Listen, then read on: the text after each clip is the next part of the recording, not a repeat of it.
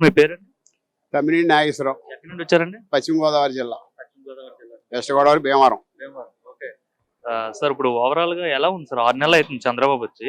ఈ పరిపాలన ఏమనిపిస్తుంది? ఎలా ఉంది పరిపాలన? అడ్మినిస్ట్రేషన్ అంతా కూడా బాగుంది. కార్యకర్తలో కొంత అసంతృప్తి ఉన్నా వాళ్ళు మమ్మల్ని పట్టించుకోవట్లేదు అనే భావన వాళ్ళలో ఉంది. కానీ ఒక్కోటి సర్వ్ చేసుకుంటూ వస్తున్నారు. దానివల్ల ఏమీ ఇబ్బంది ఉండదు. కార్యకర్తలకు కూడా న్యాయం జరుగుద్ది. ప్రజలకు ఎలా ఉంది? ముఖ్యంగా కార్యకర్తలకు బాగాలేదని చెప్పారు. 100% సంతోషంగా ఉంది. ఎందుకంటే రోడ్లు గుంతలు పూడ్చడం అవనివ్వండి, ఓల్డేజ్ పెన్షన్ ఆదివారం నాడు కూడా ఇవ్వడం అవనివ్వండి, మరి ఎంతో సంతోషంగా ఉన్నారు. ఇంటికి వెళ్ళి పొద్దున్నే ఇప్పటికీ ఓల్డేజ్ పెన్షన్ అయిపోతుంది, 1వ తారీఖు వచ్చిందని నాడు.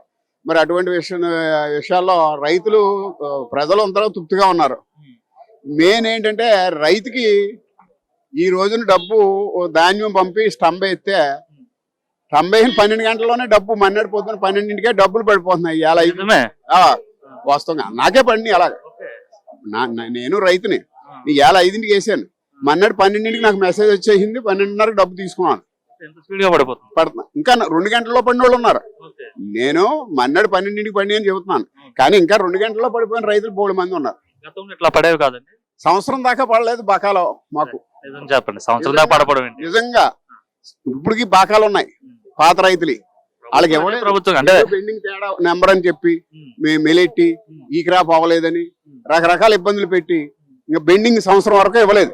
అప్పుడు ఆ రైతు ధాన్యం ఎరువుల కొట్లో బాగా తీసుకోలేడు, ధాన్యం అమ్ముకున్న డబ్బు పట్టుకెళ్ళి మామూలు బ్యాంకు లోన్ కట్టుకోలేడు. మరి అతను ఉన్నటువంటి అప్పులు తీర్చుకోలేక, ట్రాక్టర్ బాకీ తీర్చలేక, ట్రాక్టర్ దమ్ చేయనన్న రోజులు ఉన్నాయి, ఎరువులు కొట్టాడు ఎరువులు ఇవ్వనన్న రోజులు ఉన్నాయి. ఇది పెట్టుబడి పెట్టలేక ఊడుపు లేట్ చేసేసుకున్నటువంటి కర్మ గత 4 సంవత్సరాలు 5 సంవత్సరాల్లో పడ్డారు. అటువంటి ఇబ్బంది లేదు, చాలా హుషారుగా ఉంది ఇప్పుడు రైతు. బాగుందంటారు? బాగుంది.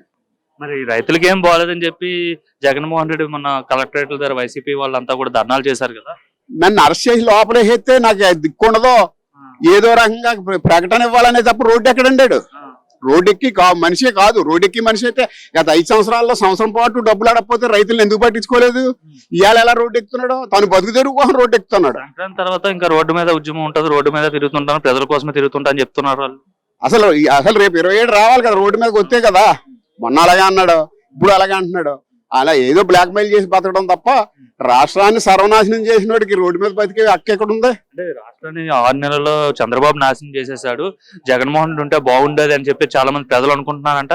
ప్రజలకి పబ్లిక్ లో కనపడుతుంది కదా, ఓల్డేజ్ పెన్షన్ ఇచ్చినా, రోడ్లు బాగు చేసినా, అన్ని పథకాలు గ్రామ ప్రజలకు అందించిన ఈ 6 మాసాల్లోనే జరుగుతుంది కదా. అది జరిగినప్పుడు ఇంకా ప్రజలు ఎలా నమ్ముతారు ఇతని మాటలను పట్టించుకునే చంద్రబాబు 6 అంటే సూపర్ 6 ఇచ్చి ప్రజలందరినీ మోసం చేసేసాడు అని చెప్తున్నాడు జగన్. సూపర్ 6 లో పథకాలు చాలా వరకు అమలు జరుగుతున్నాయి. రైతు భరోసా అలాంటి 1-2 కార్యక్రమాలు ఇంకా చేస్తాను ఉంటారు. అదే రైతు ఏమి అసలు పరిపాలన బాగున్నప్పుడు నాకు అది కావాలి ఇది కావాలనే భావన రైతులో లేదు. నాకు అది ఇవ్వండి ఇది ఇవ్వండి అనే డిమాండ్ కూడా లేదు. ప్రభుత్వం చేయాలన్న మాట ప్రభుత్వం చేసుకుంటూ వెళ్తుందనే భావనలోనే ఉన్నారు. ఓవరాల్ గా అయితే చంద్రబాబు పాలన బాగానే ఉంది. అన్న మీ పేరు? నా పేరు బగ్గవరపు జయంత్. ఏం చేస్తుంటారన్న? నేను మార్కెటింగ్ చేస్తుంటాను. అంటే మార్కెటింగ్ చేస్తుంటే నిత్యం ట్రావెల్ అవుతూ ఉండాలి. ఓకే, ముఖ్యంగా రోడ్ల పరిస్థితి ఎలా ఉంది? ఎందుకంటే సంక్రాంతి దగ్గరకు వస్తుంది, సంక్రాంతి లోపు రోడ్లన్నీ గుంతలు పూడుస్తాం అనేసి అయితే చంద్రబాబు గారు హామీ ఇచ్చారు. ప్రస్తుతం రోడ్ల పరిస్థితి ఎట్లా జరుగుతుంది? రోడ్లు అనేది గతంతో పోల్చుకుంటే అంటే 2019 నుంచి 2024 మధ్య జగన్మోహన్ రెడ్డి గారు నేను అది చేశాను ఇది చేశానని ఎన్నో గాలి హామీలు అనేది ఇవ్వడం జరిగింది. కానీ యాంత్రికంగా వచ్చాక ఎక్కడ ఏమనేది అభివృద్ధి అనేది జరగలేదు. రోడ్లకు కేటాయించి కనీసం గుంతలు కూడా పోడ్చలేదు. కొత్త రోడ్లు వేయడం ఎలా ఉన్నా కానీ గుంతలు కూడా పోడ్చలేదు. కానీ ఈ గవర్నమెంట్ వచ్చిన తర్వాత చంద్రబాబు గారు యుద్ధ ప్రాతిపదిక మీద ముందుగా రోడ్లు వేయడం ఎలా అన్నా కానీ ముందు అన్ని గుంతలు పోడ్చాలనేటువంటి ఒక సంకల్పం తీసుకొని డిప్యూటీ సీఎం గారు పవన్ కళ్యాణ్ గారు, అదేవిధంగా చంద్రబాబు గారు, నారా లోకేష్ గారు ఎప్పటికప్పుడు ఆర్కిటెక్ట్ చేస్తూ ఈ రోజున రాష్ట్రంలో ఉన్నటువంటి ప్రతి ఏరియాలో రోడ్లు అనేది పోడ్చడం జరిగింది. ఆల్రెడీ కొత్త రోడ్లు కూడా స్టార్ట్ చేశారు. ముఖ్యంగా పోల్చుకుంటే మా దర్శి నియోజకవర్గం మొల్లమూరు మండలంలో అయితే మా ఇన్ఛార్జి గారు లక్ష్మి గారు ప్రత్యేక శ్రద్ధ తీసుకొని ఆల్రెడీ రోడ్డు కార్యక్రమం అనేది అన్ని స్టార్ట్ చేస్తున్నారు. అదేవిధంగా సీసీ రోడ్లు, గ్రామాల్లో సీసీ రోడ్లు కూడా ఆల్రెడీ శాంక్షన్ చేసి ఆల్రెడీ మా ఊర్లో అయితే ముఖ్యంగా 4 రోడ్లు కూడా సీసీ రోడ్లు కంప్లీట్ చేశారు. మా మండలంలో దాదాపు ప్రతి విలేజ్లో సీసీ రోడ్లు అనేది అన్ని టోటల్ గా కంప్లీట్ అయిపోయినాయి.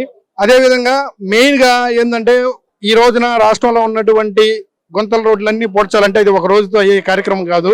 సంక్రాంతి నాటికి ఎక్స్పెషలీ నేను అనుకోవడం ఏంటంటే ఒక 50% వరకు మొత్తం కంప్లీట్ అవుతాయి అని నేను భావిస్తున్నాను. ఎందుకంటే చంద్రబాబు గారు ఎప్పటికప్పుడు ఎక్కడ ఏం జరుగుతున్నది ఎప్పటికప్పుడు ఆయన ఆర్గనైజ్ చేస్తున్నారు. కాబట్టి గతంతో పోల్చుకుంటే ఇప్పుడు చాలా బెటర్ దాన్. ఎందుకంటే చంద్రబాబు గారు అంటేనే అభివృద్ధి, దానికి నాంది.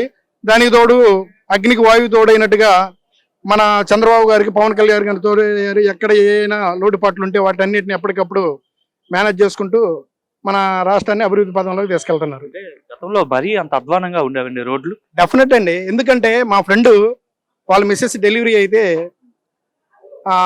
నరసరావుపేట పక్కన నగరికల్ నుంచి నరసరావుపేట రోడ్డు మార్గంలో వస్తుంటే ఆ సిజేరియన్ చేయాలని తొందరగా బ్లడ్ కావాలి డబ్బులు తీసుకొని రండి అని చెబితే అతను స్పీడ్గా వస్తున్నటువంటి తరుణంలో ఒక గొంతులో పడి అతను స్పాట్ డెడ్ అయ్యాడు. అతను చనిపోయేటువంటి టయానికి హాస్పిటల్లో వాళ్ళ మిస్సెస్ డెలివరీ అయ్యి అబ్బాయి పుట్టాడు. అంటే యాక్చువల్గా రోడ్డు కనుక బాగున్నట్టయితే ఆ రోజు అతనికి ఆ దుస్థితి వచ్చేది కాదు కదండి. యాక్చువల్గా ఏంటంటే రోడ్డు ప్రమాదాల్లో గతంలో ఎంతమంది చనిపోయారు అనేది ఇంకా మేము చెప్పే పని కాదు చాలా. ఎందుకంటే రాష్ట్రం గత 5 సంవత్సరాలు దాచుకోవటం అనేది జరిగింది. ఎక్కడ జగన్మోహన్ రెడ్డి రోడ్ల పైన ఎక్కడ ప్రభుత్వం వాళ్ళు పట్టించుకోవాలి. వాస్తవంగా చెప్పాలి అంటే ఆ రోజున గత 5 సంవత్సరాల్లో ఏ శాఖకి ఏ మంత్రి అనేది కూడా ఎవరికి తెలియదండి. ఎందుకంటే జగన్మోహన్ రెడ్డి గారు అక్కడ ఉన్నటువంటి సజ్జల రామకృష్ణారెడ్డి ఒక 5గురు చేతుల్లోనే రాష్ట్రం అనేది కబద హస్తాల్లో నలిగిపోయింది. కానీ ఈ రోజున ప్రతి ఒక్క పర్సన్కి మంచి వ్యక్తుల్ని ఈ రోజున మినిస్టర్లుగా ఎంపిక చేసి ఏ రోజుకి ఆ రోజు ఏం జరుగుతుంది అనేది కళ్ళకు కట్టినట్టుగా మనకు కనపడుతుంది. యాక్చువల్గా ప్రతి శాఖ మినిస్టర్ కూడా ఈ రోజు చాలా శ్రద్ధగా పనిచేస్తున్నారండి.